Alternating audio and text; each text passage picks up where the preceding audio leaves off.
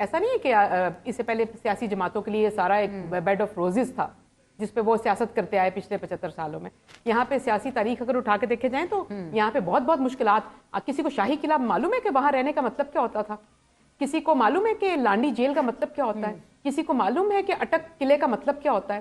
کسی کو P T I کے لوگوں سے اگر میں پوچھوں تو کسی کو معلوم ہے کہ اڈیالہ جیل اور کوٹ لکھپت جیل جو ہے اس کی صحبتیں کیا ہے جو اٹھاتے رہی پیچھے ماضی میں پولیٹیکل پارٹیز, اور کس چیز کے عوض اٹھاتی رہی بنش؟ تب وہ بات پہلے اگر میں پولیٹیکل پارٹیز کی بات کروں, پی ایم ایل این کی بات کروں یا ماضی میں پیپلز پارٹی کی بھی بات کروں تو یہ کہتی تھی جو وہ کھڑی ہوتی تھی ڈکٹیٹر کے سامنے کہ آپ آ کے عامر کو کہہ رہے ہوتے تھے کہ عامریت نہ آئے جمہوریت آئے, جمہوریت کے حق میں کھڑی ہوتی تھی, آئین کی بالادستی کے لیے کھڑی ہوتی رہی, سول سپریمیسی کے لیے کھڑی ہوتی رہی, ووٹ کو عزت دو کا نعرہ لگاتی رہی, اور یہ کہتی رہی کہ اداروں کو اپنے اپنے آئینی جو ان کا ڈومین ہے اس کے اندر رہ کر کام کرنا چاہیے. آپ دیکھیں یہ ساری چیزیں کس طرف لے کر جاتی ہیں. یہ ایک مثبت رجحان ہے جس کے لیے فائٹ رہی پولیٹیکل پارٹیز کی, اور یہ پولیٹیکل پارٹیز کا رائٹ تھا یہ فائٹ کرنا, کیونکہ وہ اپنی جگہ مانگ رہی تھی, وہ اپنا حق مانگ رہی تھی, اور وہ اپنے اس ملک میں اپنا کردار ادا کرنا چاہتی تھی جو آئین اور قانون ان کو دیتا ہے. وہ پارلیمنٹ کی بالادستی کی بات کرتی رہی.